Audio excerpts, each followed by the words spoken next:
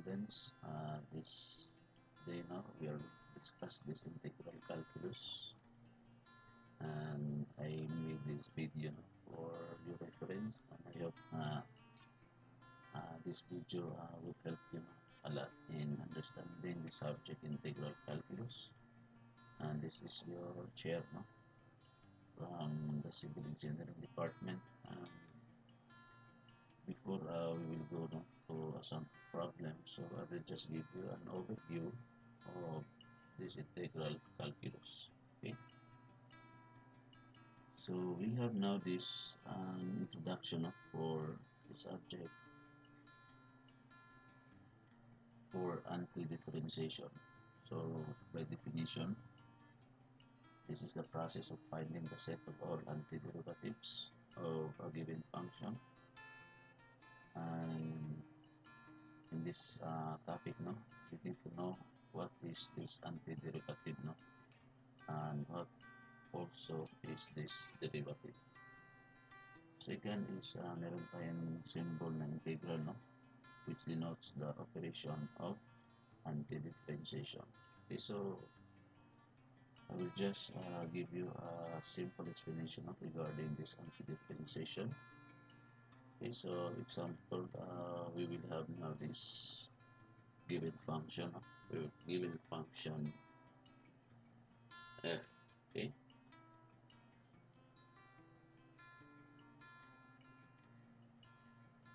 so we have now this given function. Okay,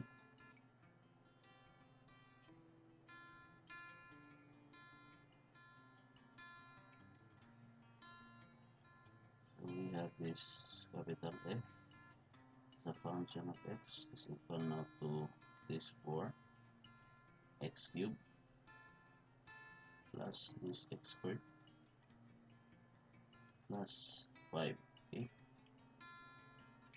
and we have now this derivative of this given function capital F as a function of your x. Okay, so we have now this f, capital F prime as a function of x is equal now to this, we have now this exponent of 3, so 3 times, we have now this 4 times x, so 3 minus 1, okay, plus your 2 times x, this is 2 minus 1, so this is actually 1, plus the derivative of a constant 5 is 0. Okay, so this is plus 0. So simplifying this one, magiging 3 times 4 is 12 siya. 12 times x raised to the power of 2 plus your 2x. Okay, and this is 0. Okay, so by this, nakuha na natin yung derivative of this given function. At ito ang tinatawag natin na derivative. Okay, at saka ito namang given function natin, ito yung tinatawag natin na anti-derivative. Okay, so simple lang talaga ang dapat yung maintindihan dito na kung ang f prime as a function of x ay ang derivative, so itong given function niya is ito yung kanyang anti-derivative. Okay, so proceeding now to the first 10 standard integral formulas. So we will have now this first, so you need to know this first 10 only as of this lecture 1. Actually, we have a lot of standard integration formulas, but I will just introduce to you gradually the first 10, and maybe in our next video the second 10. So first we will start with this first integral of du is equal now to u plus c. So ibang authors is they are using dx, no? With this form, the integral of dx is equal now to x plus c. Okay, so do not be confused, no? If we are using du, integral of du is equals to u plus c. Importante is kung ano itong variable na nandito, example u is ito yung u plus c dito. At kung x siya dito, so x yung gagamitin mo dito plus the constant c. Okay? So the next second, no? The second standard integration formula na dapat nyo rin malaman is this integral of a du, in which ang a dito is a constant, no? So kung in case na ma-encounter nito, no, in our succeeding lecture or video, so itong a is ilalabas natin siya sa integral sign, no? Kasi constant siya. So ito yung nangyari dito, ilalabas natin yung constant a sa integral at magiging a integral of du siya. So alam natin yung integral of du, which is u plus c, so we just have to distribute, no, this a to this u plus c. Okay, so pwede siyang magiging au plus ac, no? So the third one is the integral of these three terms, no? Du plus dv minus dw. So you just have to distribute the integral then, no, to these three terms. So magiging integral of du siya plus integral of dv minus integral of dw. At saka yung fourth natin is integral of u to the n du. So you need to know, no, especially with this integration formula na ang magiging integral na is ang u raised now to the power of n plus 1 over n plus 1 plus your constant c. But make sure that your n is not equal to 1, because if magiging 1 siya is magiging undefined ito, no? Over 0 siya. Okay, so the fifth one is integral of u raised to the negative 1 du. So kung i-simplify natin siya, so itong u to the negative 1 is magiging 1 over u, or magiging du over u siya, which is then equal now to the ln of your u plus the constant c. Okay? And then the number 6 is the integral of your constant a raised to the u du. So you have to remember this, that this is equal now to a raised to the power of u over this ln of your a plus your constant c. And make sure that your a is greater than 0. Okay? And the seventh one is the integral of e raised to the u du is equal now to e to the u plus c. Okay, so meron tayong standard integration formula para sa exponential, no, e. Okay, and we have now this integral of cosine u du, so this will be equal now to sine u plus c. Okay, and we have also this integral of sine u du, which is equal now to the negative cosine u plus the constant c. And lastly, yung 10th natin na standard integration formula is meron tayong integral of secant squared u du is equal now to tangent u plus your c. Okay? So before tayo mag-proceed sa ating dalawang sample problem, so meron lang akong kaunting kailangan linawin, no? Example is meron tayong function na integral of your f, no, small f as a function of x dx is equal now to this capital F function of x plus your constant c. Okay? So dapat nyo maintindihan na kung ganito yung integral lang yung small f function of x dx, which is equal na to capital F as a function of x plus c. Take note na kung kunin mo ang derivative ng capital F function of x, is just simply equal now to this small f function of x dx. Okay, so we will write this way, no? If you take the derivative of this f function of x, no, derivative of your f, no, capital F as a function of x is just simply equal now to this term, no, inside the integral sign, which is small f as a function of x dx. Okay, so kung lagyan natin ng integral ito, so example, we take the integral.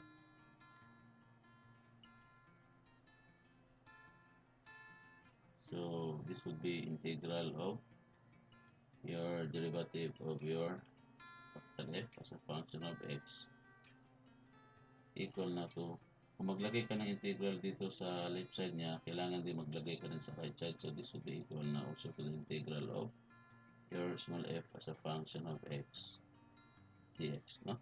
So take note that your integral of this small f as a function of x dx, no, which is this one, is just simply equal now to this capital Fx plus c. So therefore, we can say that this integral of this derivative of your capital F as a function of x is equal now to this one, no?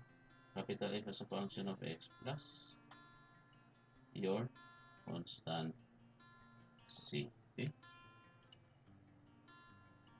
So ito yung equivalent niya, no? Okay, so another way of getting that one is, since alam na natin, no, na itong integral of this small f as a function of x dx is equal now to capital F as a function of x plus c, no? And then we already know that the integral of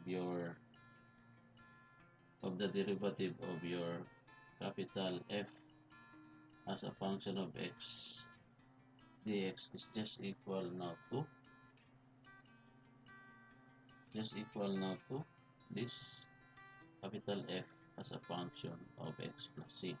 So another natin na proof, no, bakit equal siya ng capital F as a function of x plus c is dahil dito sa number 1 natin na standard integration formula. Okay, so ito, integral of the derivative of your capital F as a function of x, yung u natin dito is ito yung capital F as a function of x, no? So ang result niya is u plus c. So therefore, capital F as a function of x plus c siya. Okay? So pwede rin nating gamitin ito, no?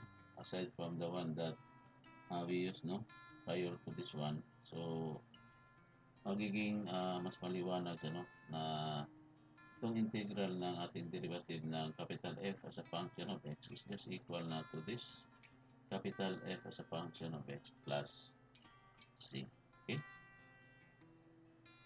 So I think that's good, no? And better na if we are going to proceed now to this two sample problems para mas maintindihan nyo yung ibig kong sabihin. So first, we are going to evaluate, no, this integral of the square root of ex plus b dx. Okay? So para sa ating solution dito is, first, kailangan nating mag-assume, no, paano natin ito masosolve, no? First and foremost, i-convert natin itong radical sign into exponential, no, or into a power. So magiging ganito siya. Okay? The integral of the square root of your ex plus b dx is just equal now to the integral of your ex plus b raised now to the 1 half dx, no? So after this one, you're going to assume, okay? You're going to assume, no?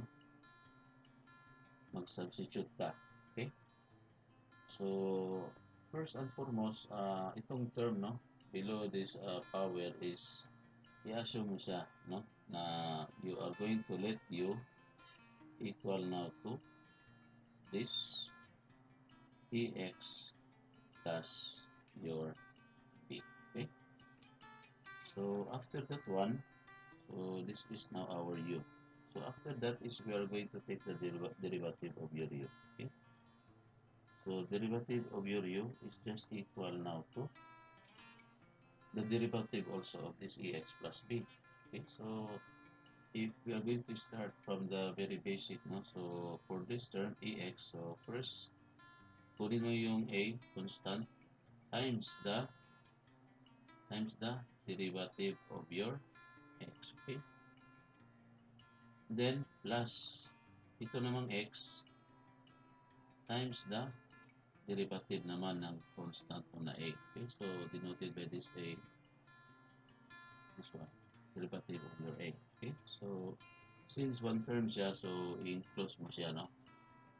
Into this one, okay? Para hindi ka malito. Next is plus b, okay? So, plus the derivative of your b, okay? So, ang ibig kong sabihin sa ganito, no? Yung d of this b is the derivative of your b, no? Para mas simple siya. So, after that one, so, let us simplify, no? So, we have here a, and then the derivative of x, no, is simply equal now to 1, okay? And make sure that after taking that one, since you have an x variable here, so you have to put dx, okay? Then after that is, we have now this next term, no? Plus your x times the derivative of your a. So in this case, our a is constant, so the derivative of our constant is 0, okay? So we enclose again this one. Plus the derivative of your b, which is also constant, okay? So this is 0, okay? So this would be equal now to du is equal now to a times 1 is a dx, okay? Plus 0 plus 0, so this would be now our du, which is a dx, or consequently, kukunin natin yung dx is equal now to du over a siya, okay? So, another way also, kung hindi kayo comfortable dito, no, sa method na to, so pwedeng gawin yung method na ito, no? Since you have u equal now to ex plus b, so you can also adapt this method, no, if you wish, no, or if you want. If you feel comfortable with this method, so the derivative of your u is just simply equal now to, pwede mong itong constant a is i-fix mo siya, a times i-take mo lang yung derivative ng x, no, which is derivative ng x is just 1, but make sure that you also put the x, no, since x is a variable, okay? Okay, plus the derivative of your b, okay? So we have here derivative of your b. So, since we know na ang derivative ng b natin, which is the derivative of constant is 0, so we can say that your du is just equal now to a dx, okay? So, again, yung du natin is just simply equal also to here, no? Which is a dx, and our dx also is equal now to du over a. So, pareha lang yung result ng dalawa. So, it's up to you, no? If saan ka magiging komportable sa very basic ba na approach, or pwede ka nang magdiretso, no, sa pagkuha ng derivative ng u. Okay? So, ang importante lang dito is kung ito ang method na gusto mo.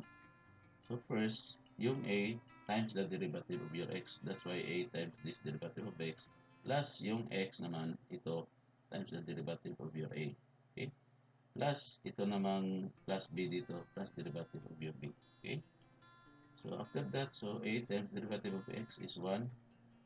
And then, since variable natin x, so dx plus this x derivative of A, which is constant, so x times 0 plus this one is 0. So, you can arrive with this answer. But if you wanted or want this kind of method, so you can fix your constant A. So you work with this x. So A times the derivative of your x is 1 dx, dx plus B. So mas madali itong pangalawa natin, kaysa dito, but mas mabuti mag-start tayo from the very basic. At least mas madali nyo maintindihan kung paano kinuha itong du is equals to adx. Maybe later, after you have mastered this one, so you can use the method. Okay? So, proceeding now sa ating solution is, again, we will work with this one, this integral of your ex plus b raised now to the 1/2, dx is just equal now to yung ex plus b natin is u. Okay, so magiging integral of u to the 1/2 siya times ang dx natin is du over a. Okay, du over a. Okay, so this would be then equal also to, so constant to, so magiging integral of 1 over a u to the 1/2, okay, times du. Okay, so if ilabas natin yung constant sa integral sign, so 1 over a, okay, integral of u to the 1/2 du. Okay, so proceeding tayo with this. So from here, ano ang pwede natin gamitin na integration formula? U raised to the power of 1/2. So pwede natin gamitin itong pang-apat na integral of u to the n du, which is u to the n plus 1 over n plus 1 plus c. Okay, so from here we can use that one. So magiging 1 over a siya times, okay, so yung n natin dito is 1/2, so u to the n plus 1, so this would be u, ang n natin is 1/2 plus 1 over n plus 1, so this is 1/2, 1/2 plus 1 plus your constant na c. Okay, so ganun lang kasimple, so this will be then equal now to 1 over a. Okay, so we have here 1/2 plus 1, so u to the 3/2, 3/2, and this would be 3/2 plus your constant c. Okay, so simplifying again, so this would be equal now to this would be 2/3 na, 2/3 na siya, 2/3 of your u raised now to the 3/2 plus c. Okay,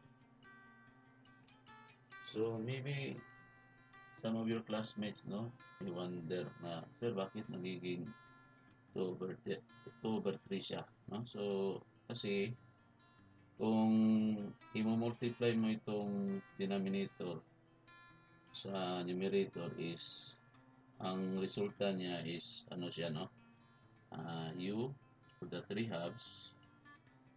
times the reciprocal of your denominator, which is 2 over 3. So that's why magiging 2 over 3 siya times u raised to the 3/2 plus c.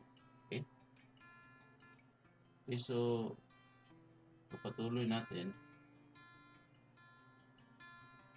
Okay, so magiging 1 over a times, so we have here 2/3 times, ang u natin is simply ex plus b, no? So ex plus b raised now to the 3/2 plus your c. Okay, so this would be then equal now to, so i-distribute natin to dito, no? So 2 over 3a. Okay, 1 times 2 and then 3 times a, so 2 over 3a times this ex plus b raised now to the 3/2 plus 1 over a times c, so this would be c over a. Okay, so here we let our final c equal now to c over a. So ang mangyayari dyan is magiging, para sa ating final answer is magiging, this would be equal now to 2 over 3a times your ex plus b raised now to the 3/2 plus your final constant na c. Okay, so ito yung ating final answer dito sa sample problem number 1 natin, no? Integral of the square root of ex plus b dx. Okay, so we will proceed now to our next sample problem. So we have now this sample problem number 2. Okay, so we are going to evaluate the integral of this x raised to the n minus 1 and then square root of this ex raised to the n plus b dx. Okay, so again, no, first we are going to convert this radical, no, into a power or exponent. So we will write here integral of x raised now to the n minus 1, and then this would be a times x raised now to the n plus b, and then this is raised now to the 1/2. Okay, dx. Okay, and then after this one is we are going to assign, no, and assume, no. First we are going to assume,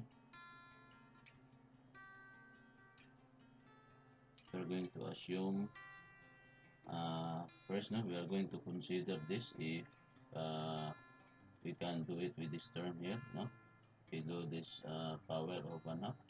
So let us assume u is equal now to a times x raised to the n plus your b. Okay, so after that one, we are going to get the derivative of your u, no. So again, you may use, no, the method 1 or the method 2, but in this case I will use the second method, no, which we are going to fix the constant a, no, a, and then we take the derivative of this x raised to the n. So we have here n times x, no, raised to the power of n minus 1, and then we have now, since this is x, no, so dx.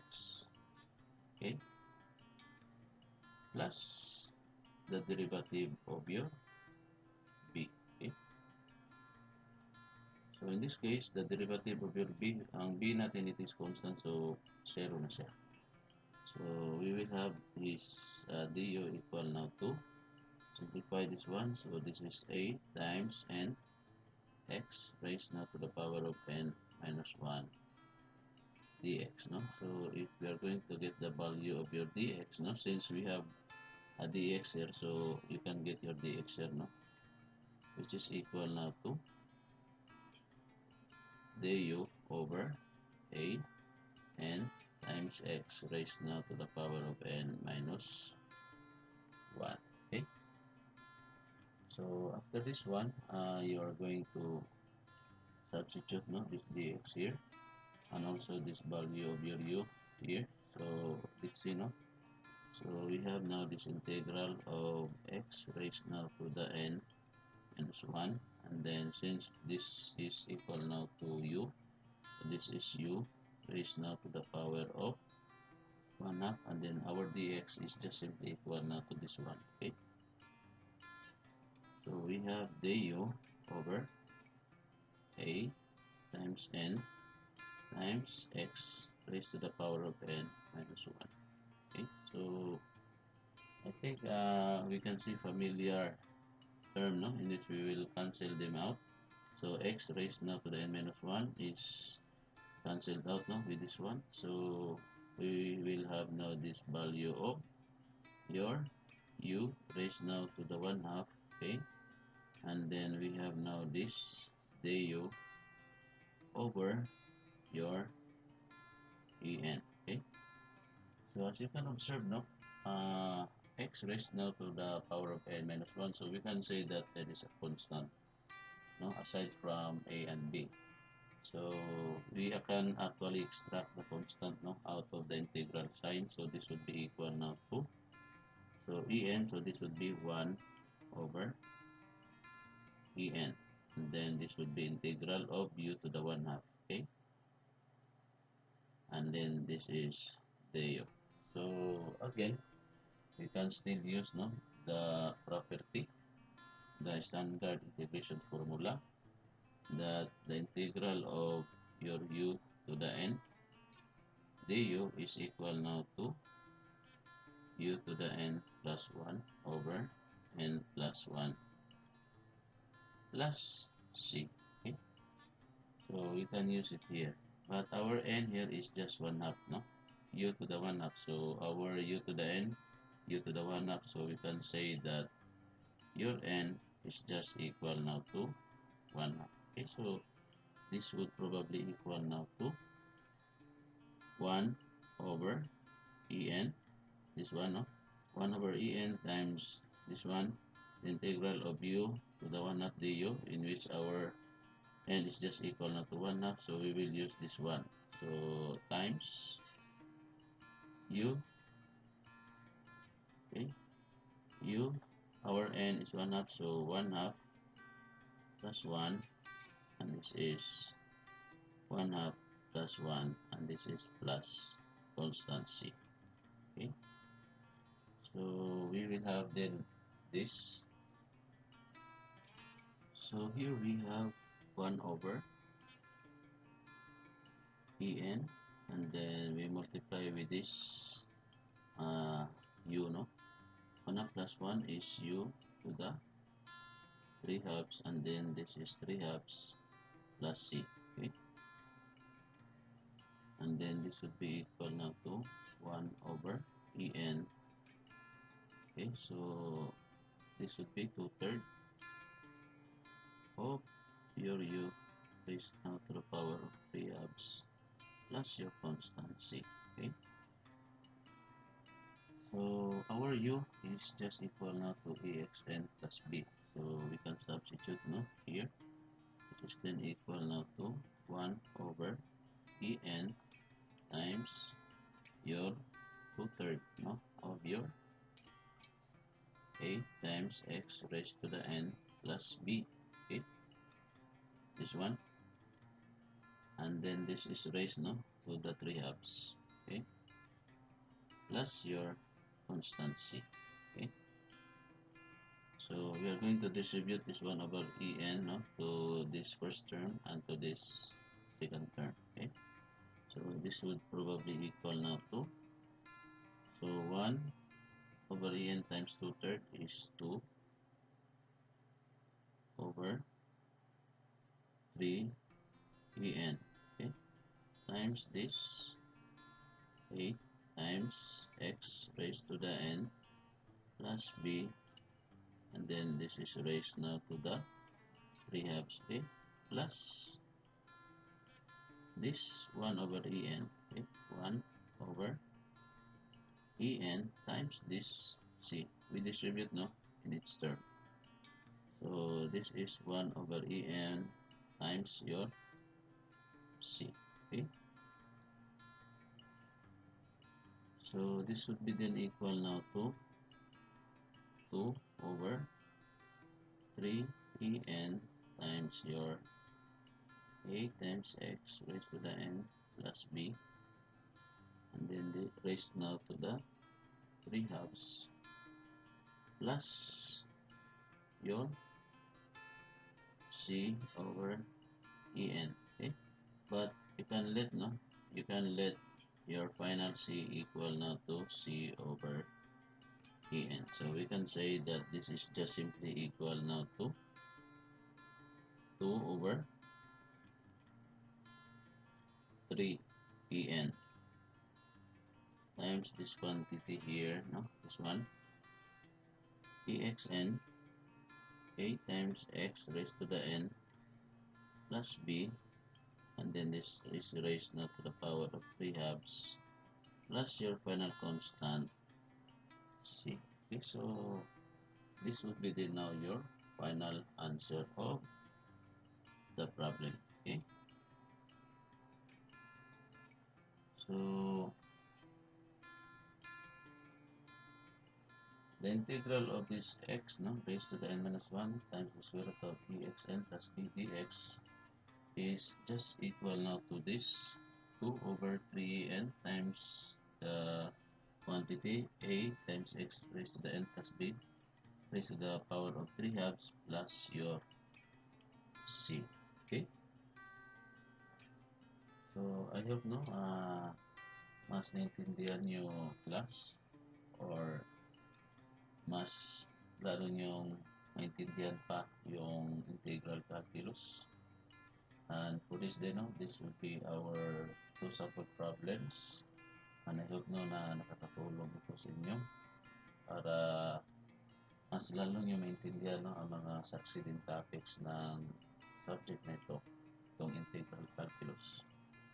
So again, no, I hope na makikita muli tayo no, sa pangalawang lecture video ko, at I hope na meron kayong natutunan no, for this day. And by the way, ito pala yung references ko, no? From Little, Luis, the Calculus with Analytic Geometry, and from Ariola Matias. No? And I hope to see you again no, in my next lecture video. And bago tayo matapos, no? Please do not forget no, to subscribe para magiging updated kayo, no? Para ma-notify din kayo just in case na i-upload ko na naman yung pangalawang video. So again, thank you very much and God bless.